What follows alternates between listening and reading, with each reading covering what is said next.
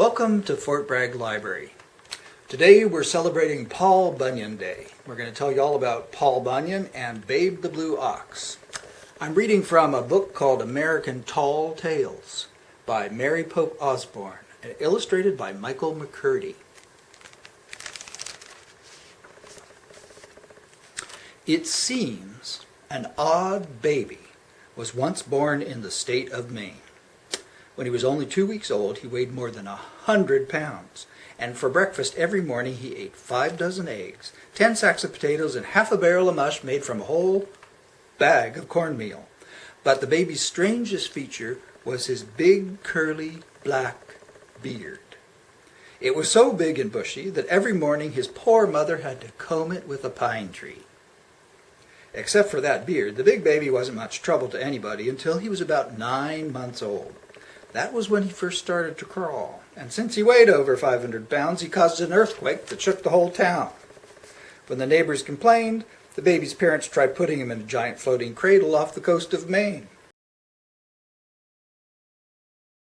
But soon a delegation of citizens went to the baby's parents and said, "We're sorry, folks, but you have to take your son somewhere else. Every time he rolls over in his cradle, huge waves drown all the villages along the coast." So his parents hauled the giant toddler to a cave in the Maine woods far away from civilization and said goodbye. "We'll think of you often, honey," his mother said, weeping. "But you can't come back home. You're just too big." "Here, son," his father said, "I'm giving you an axe, my knife, my fishing pole, and some flint rocks. Goodbye, and good luck." After his parents left, the poor bearded baby cried for a whole 30 days and 30 nights. He was so lonely he cried a whole river of tears. He might have cried himself to death if one day he hadn't heard flop, flop, flop. When the baby looked around, he saw a fish jumping in the river of tears. He reached for his father's fishing pole, and soon he was catching trout.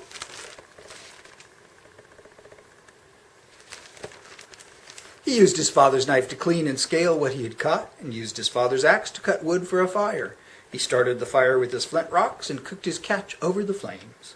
Then he ate a big fish dinner and smiled for the first time in a month. That's the story of how Paul Bunyan came to take care of himself in the Maine woods.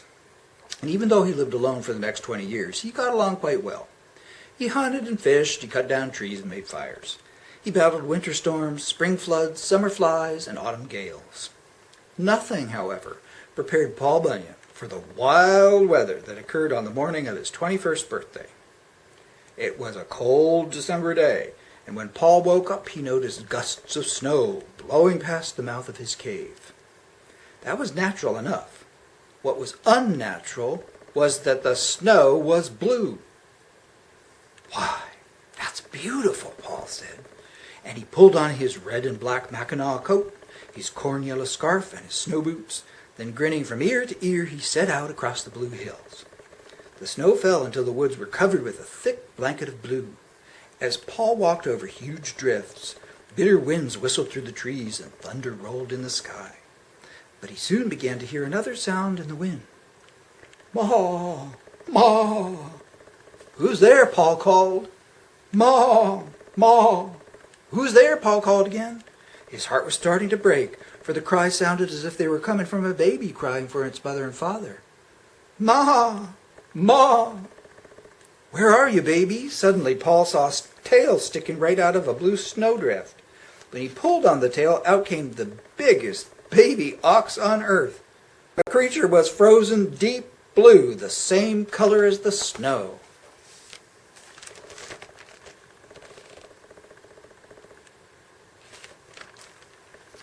"Hey, babe," Paul shouted. "Ma, ma, ma." "Hush, hush, hush, babe," Paul whispered as he carried the frozen ox back home. "There now," he said, setting the blue creatures gently down in front of his fire. "We'll get you warmed up all right." Paul fell asleep with his arm around the giant baby ox. He didn't know if the frozen babe would live or not. But when the morning sun began shining on the blue snow outside the cave, Paul felt a soft, wet nose nuzzling his neck. As the rough tongue licked his cheeks and nose and eyelids, Paul's joyous laughter shook the earth. He had found a friend. Paul Bunyan and Babe the Blue Ox were inseparable after that. In those times, huge sections of America were filled with dark green forests, and the forests were filled with trees, oceans of trees, trees as far as the eye could see, trees so tall you had to look straight up to see if it was morning. And maybe if you were lucky, you'd catch a glimpse of blue sky. It would be nice if those trees could have stayed tall and thick forever, but the pioneers needed them to build houses, churches, ships, wagons, bridges, and barns. So one day Paul Bunyan took a good look at all those trees and said, "Babe, stand back. I'm about to invent logging." "Timber!" he yelled, and he swung his bright steel axe in a wide circle. There was a terrible crash, and when Paul looked around, he saw he'd felled 10 white pines with a single swing.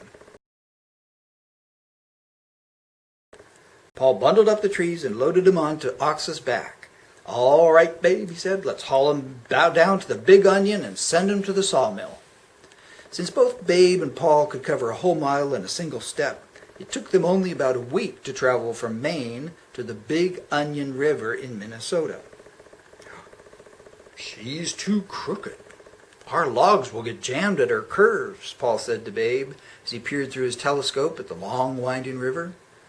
"Let's see what we can do about that." He tied one end of the rope to Babe's harness and the other around the end of the river. Then he shouted, "Pull! Pull!" And Babe huffed and puffed until he pulled all the kinks out of the winding water. "There, she's as straight as a gun barrel now," Paul said. "Let's send down these logs."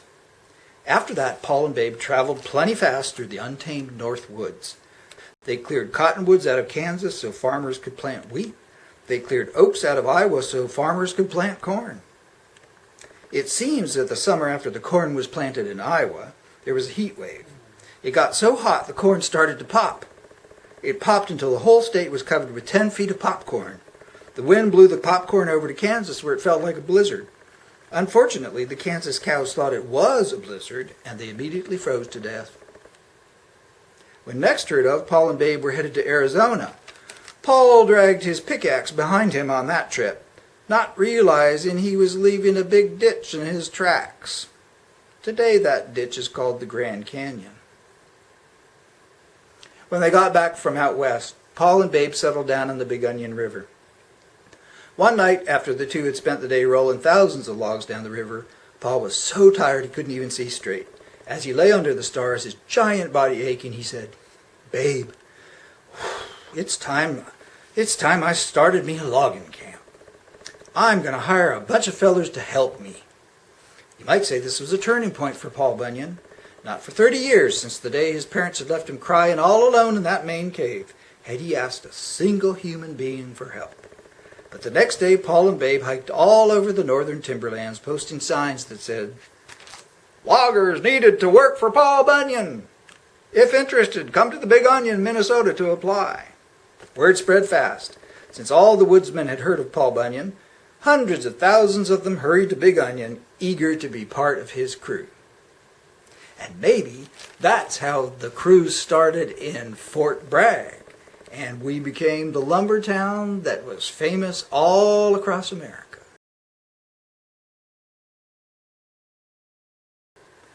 And here at Fort Bragg Library, we often have a craft day every Saturday, but since the library's been closed, we haven't been able to do that.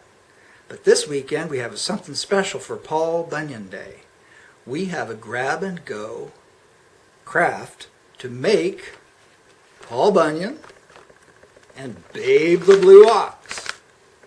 So, these bags are ready for you to pick up at our meeting room door. That's where you return books during the closure here. So come on down sometime this week to the meeting room door and pick up Paul Bunyan and Babe the Blue Ox.